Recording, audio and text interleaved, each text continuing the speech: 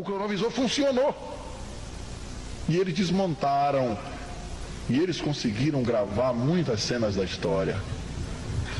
Voltaram ao passado e o cronovisor não pegou somente voz, eles conseguiram fazer imagem. O Padre Breen.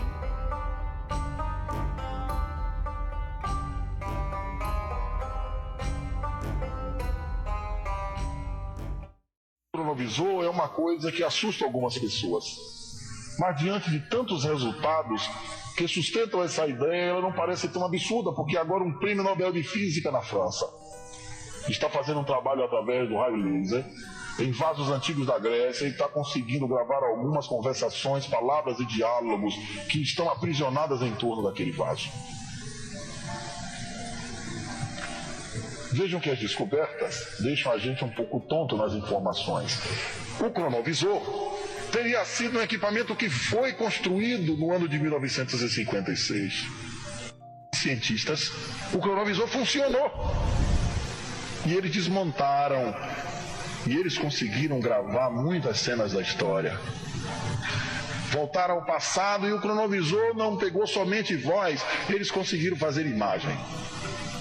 O Padre Breen foi amigo íntimo e pessoal do Padre Pellegrino Ernetti. Visitou ele por mais de 20 vezes na Itália.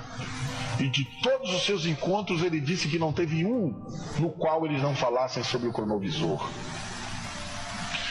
O Padre Breen publicou algumas coisas em seu livro, achando que era possível de ser traduzido pela interpretação de algumas pessoas, e gravou uma fita conosco com uma série de depoimentos que ele pede, como pede no livro, que o Padre Ernetti perdoe ele por ter dito. Eu vou ler o texto do Padre Breen e vocês vão acompanhando comigo o raciocínio dessa história fantástica e impressionante.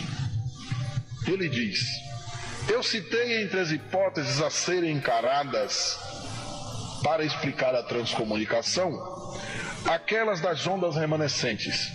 Sei muito bem que um grande número de cientistas continuam a considerar totalmente absurda essa história de ondas, não detetáveis por nossos instrumentos,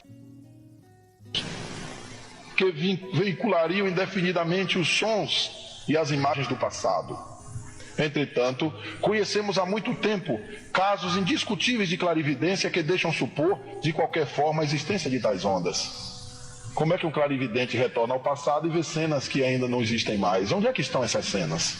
Em algum lugar que a mente dele sintonizou.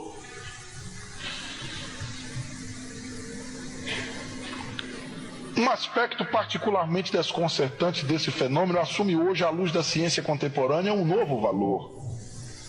A maioria dessas visões à distância parecem, com efeito, desafiar não apenas as leis do espaço, mas também aquelas leis do tempo. Assim, por exemplo, quando Girard Grosset, o conhecido médium de Utrecht, conseguia localizar uma pessoa desaparecida, morta ou viva, ele dava, ao mesmo tempo, indicações precisas sobre as circunstâncias e o momento em que seria reencontrada.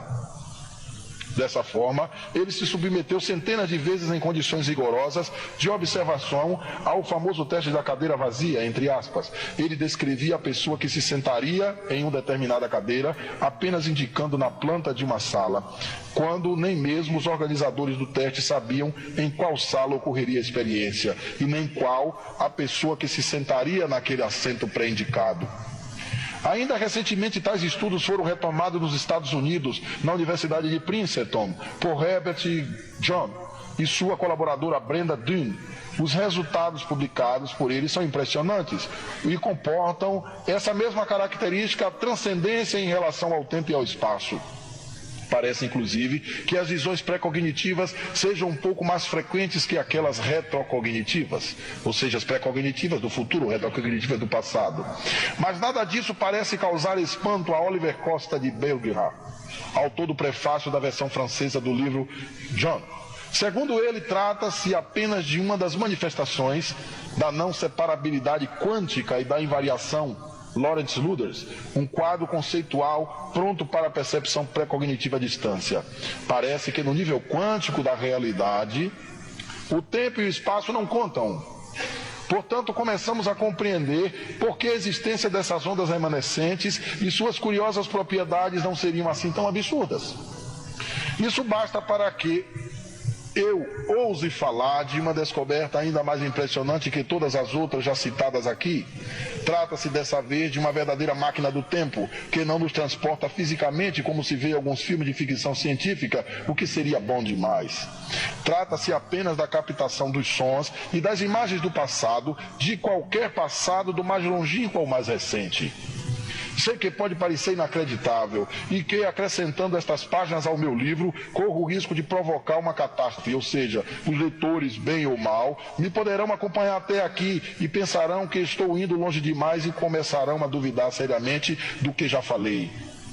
Mas eu já tratei desse assunto em um livro precedente, mas ainda não disse tudo, não forneci muitos detalhes. A citação anterior serviu-me para testar um pouco as reações. Como essa história estava diluída em meio a uma grande quantidade de outros fenômenos, todos fantásticos e pouco conhecidos, acabou por não ser tão observada. Apenas alguns leitores e justamente os cientistas procuraram me falar-me a respeito desse assunto. Haviam ficado espantados, mas nem tanto. Afinal, hoje se fala mais frequentemente de tais fenômenos. Em alguns anos a situação evoluiu um pouco. Os programas de televisão discutindo o assunto multiplicam-se em todos os países e estou em condições de confirmá-lo.